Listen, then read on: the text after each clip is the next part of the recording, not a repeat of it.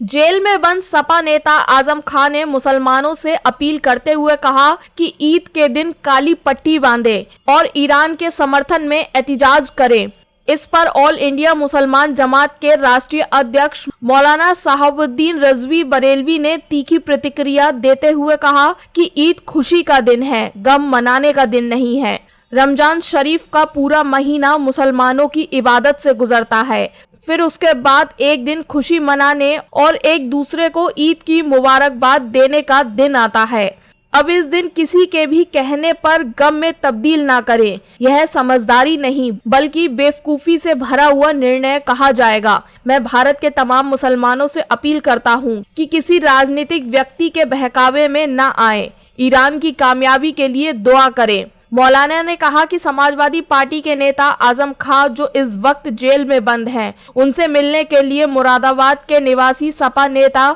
Yusuf Malik jail गए थे। Jail में आजम खान ने उनसे कहा कि बाहर जाकर मीडिया के माध्यम से मुसलमानों तक मेरा पैगाम पहुंचाइए कि ईरान अमेरिका जंग के पेशे नजर मुसलमान काले कपड़े पहने, हाथों में काली पट्टियां बांधे और फिर नमाज के बाद प्रदर्शन करें। मैं सभी मुसलमानों से कहूँगा कि ईद जैसे खुशी वाले मुकद्दस दिन को इबादत के लिए सुरक्षित रखें और कोई भी ऐसा काम ना करें जिससे ईद के दिन की बदनामी हो और टकराव की वजह से कोई भी विवाद उत्पन्न हो। हरगिज ऐसा ना करें। मौलाना ने कहा कि ईद के दिन बूढ़े, बच्चे और जवान हर व्यक्ति नमाज पढ़ने का एहतमाम करता है, जिसकी वजह से नमाजियों की तादाद बढ़ जाती है। ईदगाहों में काफी बड़ी जगह होती है, वहां एक बार में ही नमाज हो जाती है, मगर शहरों के मोहल्लों में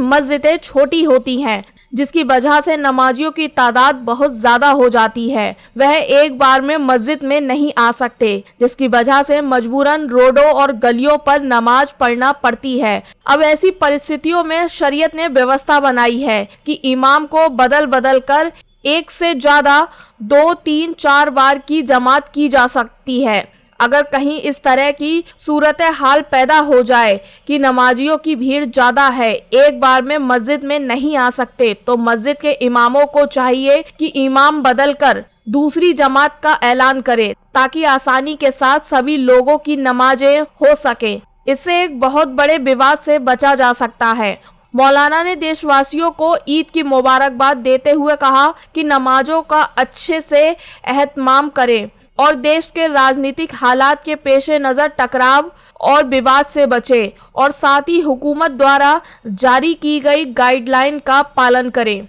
मैं सबसे पहले ईद की मुबारकबाद भारत के तमाम शहरियों को देना चाहता हूं और साथ ही साथ ये गुजारिश करना चाहता हूं कि कुछ सियासतदान ईद के नमाज को लेकर के अपना सियासी मकसद हासिल करना चाहते हैं, जबकि ईद खुशियों का दिन है और उस दिन ईद की नमाज पढ़ी जाती है, खुदा की इबादत की जाती है, एक दूसरे से गले मिल कर के मुबारकबाद दी जाती है, परिवार में खुशी, फिर हिंदू भाई हजरातों से गले मिल कर के हिंदू मुस्लिम यकजहती का, इत्तेहाद का मुजाहरा किया जाता है। तो ईद के दिन आजम खान साहब ने, जो समाजवादी पार्टी के नेता हैं, जेल में बंद हैं, उन्होंने पैगाम भेजा है कि लोग ईद की नमाज पढ़ने आएँ तो काले कपड़े पहन के आएँ, बाजुओं में काली पट्टियां बांध के आएँ। मैं तमाम मुसलमानों से ये अपील करूंगा कि हरगिज़ हरगिज़ ऐसा ना करें। उनका कहने का मकसद ये है कि ईरान का समर्थन करें, तो ईरान का समर्थन का मतलब ये है कि आप लोग दुआ करिए, ईरान की कामयाबी के लिए दुआ कर सकते हैं, मगर उसके लिए धरना प्रदर्शन करना, एहतजाज करना, काली पट्टी बांधना, ये हरगिज़ खुशी के दिन दुरुस्त नहीं है, सही कदम नहीं है। ऐसे ही कुछ MIM के लोगों ने रोड पर नमाज पढ़ने के लिए चैलेंज किया है उत्तर प्रदेश की हुकूमत को कि वो रोड पर नमाज पढ़ी जाएगी, किसी को रोक मिले वो रोक ले। ये भी सरासर गलत है, ये मुश्तिल करने वाली बातें हैं, भड़काने और उकसाने वाली बातें हैं। मैं तमाम मुसलमानों से अपील करूंगा कि शरीयत ने